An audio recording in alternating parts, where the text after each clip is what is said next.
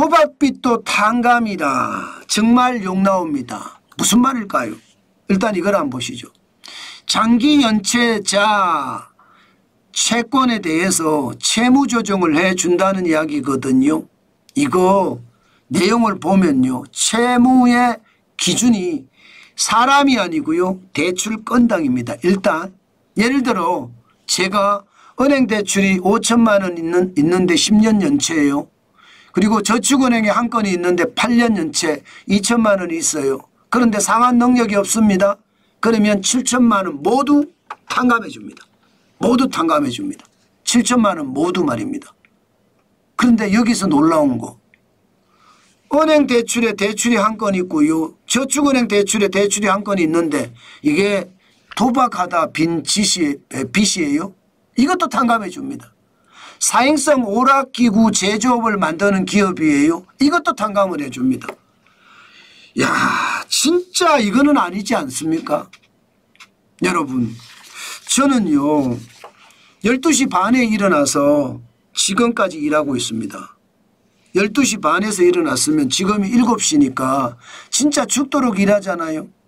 제가 아침 시간에만 8시간 9시간 일을 하고요.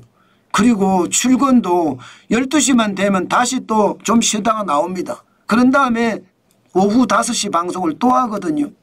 그러면 하루에 제가 적게는 14시간 많게는 16시간씩 일합니다.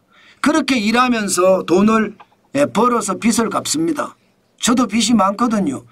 주택대출도 있고요. 아이들 때문에 교육비 대출도 있고요. 그 외에도 대출이 저는 여럿 있습니다. 아직까지는요. 그 대출을 갚느라 저는 진짜 뼈 빠진단 말이 맞거든요.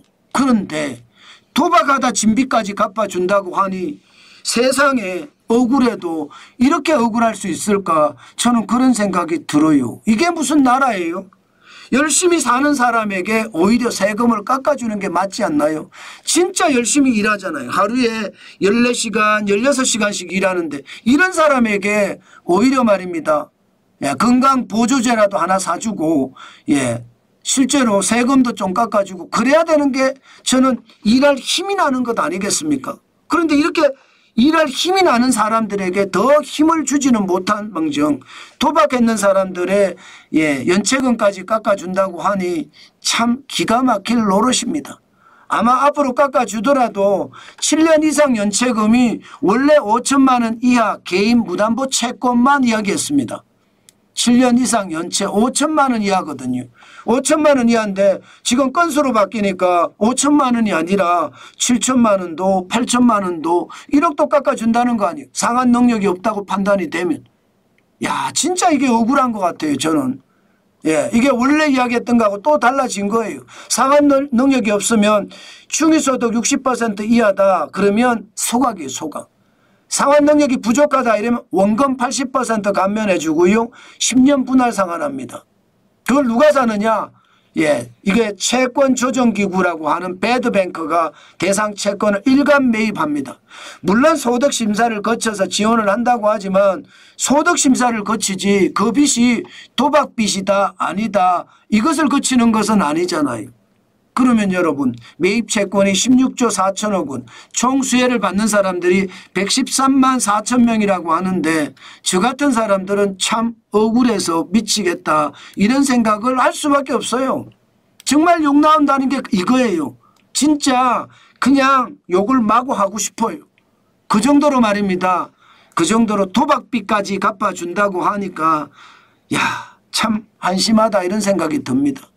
물론 저는 평생 그렇게 못 살겠죠. 제 성격 자체가 근면성실해 남에게 의존하는 것보다 독립적으로 먹고 살기 위해서 몸이 부서져도 뼈가 갈아져도 저는 일을 하는 사람이니까요.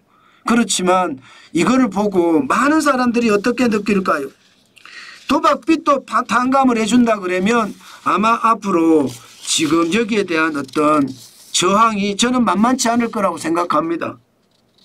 너무 심각한 거 아니에요? 이거는 제가 봐서 진짜 말이 안 된다고 저는 생각합니다.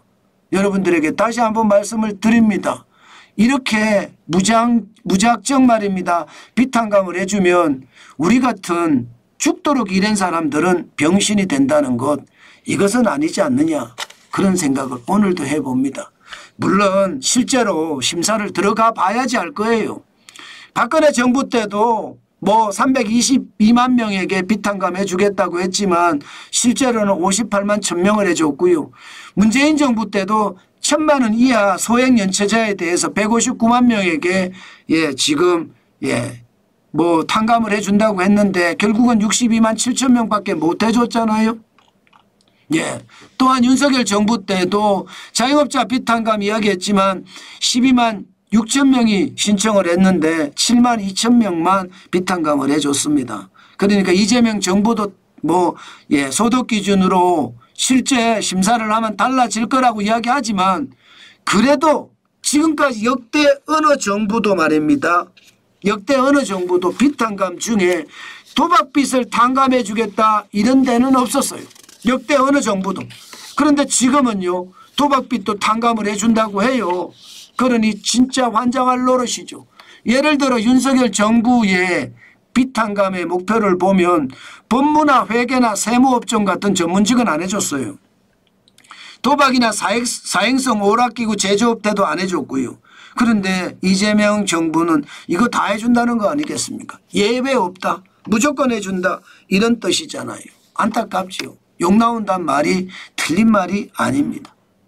여러분, 비탄감도 정도껏 해주는 게 맞지, 지금처럼 무조건 뭐 전문직 자영업자든 도박에서 진 빚이든 다 탕감을 해주고 대출 건수별로 한 사람이 몇 건을 가지고 있더라도 다 탕감을 해준다고 하는 것은 제가 봐서 진짜 열심히 일하는 국민들의 의욕을 꺾는 일입니다.